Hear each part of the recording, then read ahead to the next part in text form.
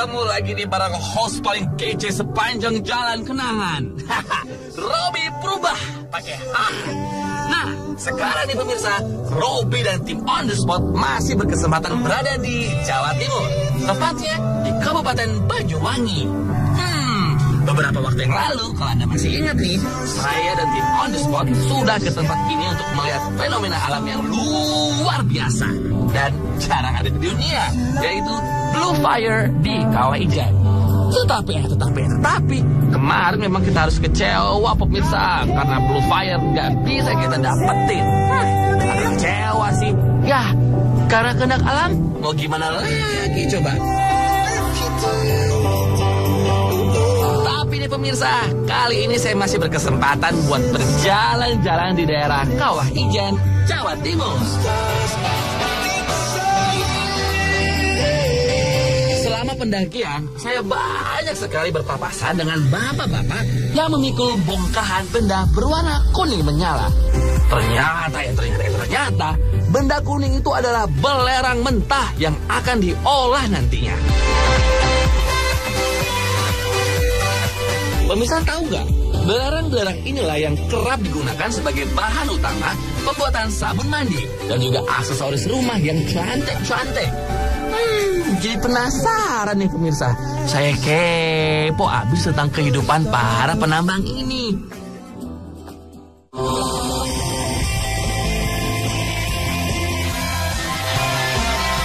Aktivitas para penambang belerang ini sudah dimulai sejak lama loh pemirsa.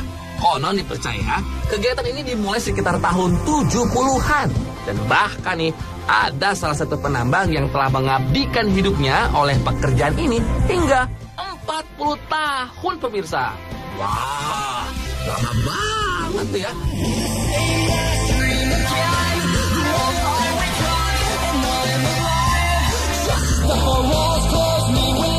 Sekarang, saya sudah sampai di pusat penambangan belerang.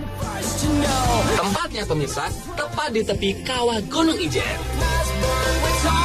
Di tempat inilah biasanya para pengunjung mengabadikan fenomena api biru bila malam hari. Karena hari semakin siang, maka para penambang dapat dengan leluasa melanjutkan pekerjaannya.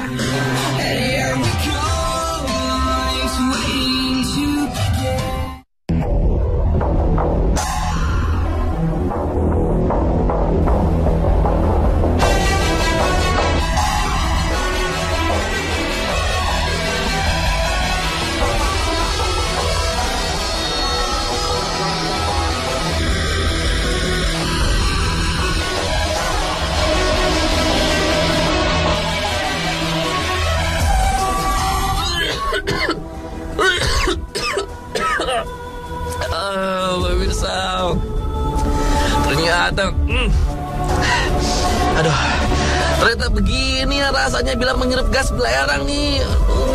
Saya susah napas. Tapi ya pemirsa ya, gas ini tuh membuat manusia tidak dapat bernapas dan pastinya termasuk gas berbahaya bila dihirup oleh manusia. Makanya nih, kalau Anda pergi ke tempat seperti ini, harusnya membawa masker khusus pemirsa yang bisa membantu pernapasan ketika gas belerang menyerang. Tetapi nih, bila Anda nggak menggunakan masker khusus seperti yang saya alami ini, langkah termudah untuk membantu pernapasan adalah menyiram air ke dalam kain dan bernapas di dalamnya. Memang susah sih, tapi mau gimana lagi dong?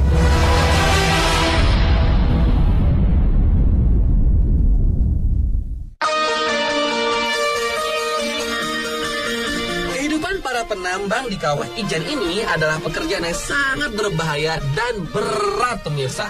Bayangin aja deh, mereka tuh setiap harinya harus memikul beban hingga 90 kg di pundaknya dan menempuh perjalanan dengan berjalan kaki pemirsa sepanjang lebih dari 3 km menuju pos terakhir di kaki Gunung Ijen. Dan bukan itu aja loh, medan yang harus dihadapi oleh mereka juga sulit banget pemirsa. Medan curam dan terjal dengan turun naik bukit jadi santapan sehari-hari bapak-bapak perkasa pembawa belerang ini. Dan pemirsa, yang mengejutkan adalah, Anda tahu nggak berapa per kilogram belerang ini dihargai? Ternyata pemirsa hanya Rp900 per kilogramnya. Aduh, rendah banget ya. Mungkin bagi banyak orang jumlah tersebut masih nggak sebanding pemirsa dengan pekerjaan dan pengorbanan yang dilakukan oleh penambang belerang. Tapi hebatnya nih, mereka itu nggak mengeluh dan tetap menekuni pekerjaan ini walau ternyata ada pilihan lain seperti bertani.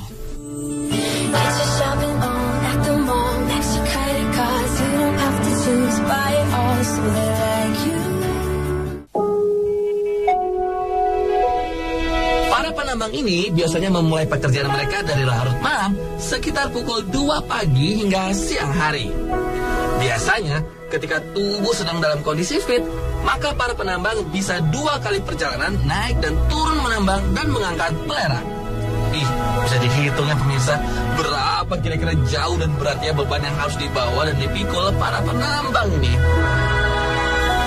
Pemirsa, saya jadi penasaran nih, kira-kira bagaimana sih beratnya mengangkat belerang-belerang ini? Semangat, Pak. Ya. Nah, ini ada seorang penambang yang lewat dekat saya. Ajak ngobrol lah. Mungkin, Pak ya? Boleh. Aduh. Buset, Bapak pakai sendal jepit. Sendal jepit. Pakai sepatu. Nggak punya di rumah.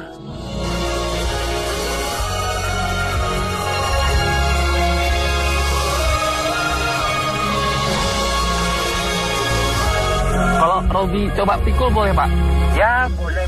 Tapi ini bisa. Ini 60 kilo ya, Pak Selamat ya? Ya, 60 kilo. Nawar deh, Pak. Robi ngangkatnya nawar deh. Jadi 25, boleh nggak? Boleh. Boleh. Jadi 25 aja ya, Pak ya? Ya.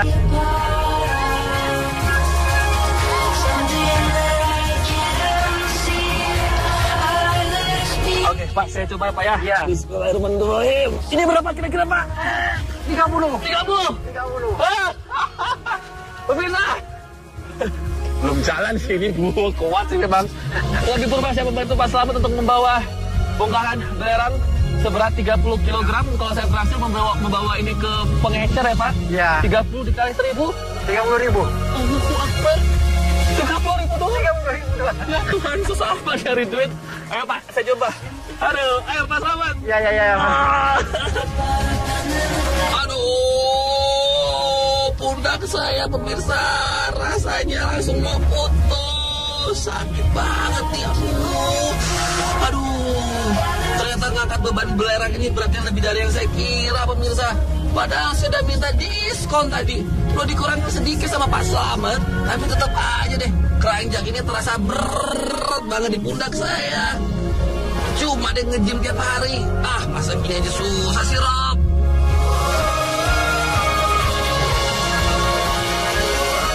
Nah, kok dari ini sendiri, dari penambang ini berapa dapatnya, Pak? Ya, kalau satu kali angkat itu maksimal 60.000. Bawa 2 ya maksimal 120.000 ya. Dengan jarak ini berarti 8 kilo ya, Pak ya? 8 kilo. Karena bolak-balik ya. 8 kilo bolak-balik. Dan dengan yang dipikul sebesar atau seberat 60 kilo itu paling ringan. Paling ringan ya. Dan dibayarnya cuma 60.000 sekali angkut. Ya. Pakai sendal jepit. Ya. Ya Allah. Nah, Pak, kalau ini sebenarnya untuk para penambang melakukan pekerjaan yang penuh dengan resiko. Iya, resiko. Resikonya besar sekali, tidak hanya kesehatan tapi juga keselamatan dalam perjalanan ya, Pak ya. Iya, keselamatan. Dan dengan bayaran yang nggak banyak gitu. Iya. Nah, ada pihak dari pemerintah yang ambil andil nggak sih, Pak, untuk membantu? Kayaknya nggak ada. Yang ada itu cuma orang boleh turis gitu. Tapi ya minta bantuan, minta antar dari pos 1 nyampe kawah itu ngasih 150, kadang 100 gitu lah. Ya, jadi memang kita kalau misalkan bisa menyimpulkan walaupun hanya sebagian dari orang-orang yang punya kepentingan dan pemerintah yang peduli ya, Pak ya. Iya. Tetapi itu nggak menyurutkan semangat bapak-bapak ini, khususnya mungkin Pak Selamat yang ada di sebelah saya. Semoga kisahnya Pak Selamat ini dan juga bapak-bapak yang lain masih juga untuk muda-muda tapi semangat bisa menjadi inspirasi buat kita semua lah. Harus tetap semangat apapun keadaan dan kondisi hidup kita. Kalau misalkan kita tahu bagaimana cara untuk menjalaninya, pasti ada caranya, ada jalannya Pak ya. Yang penting nggak patah semangat ya.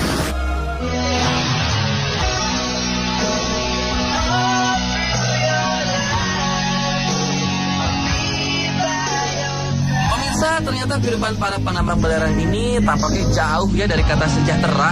Bahkan Pak Slamet ini mengaku untuk membeli sepatu layak saja beliau harus menyisihkan uang lebih. Mudah-mudahan para pejabat yang berwenang melihat kenyataan ini ya dan tergerak hatinya untuk lebih memperhatikan mereka.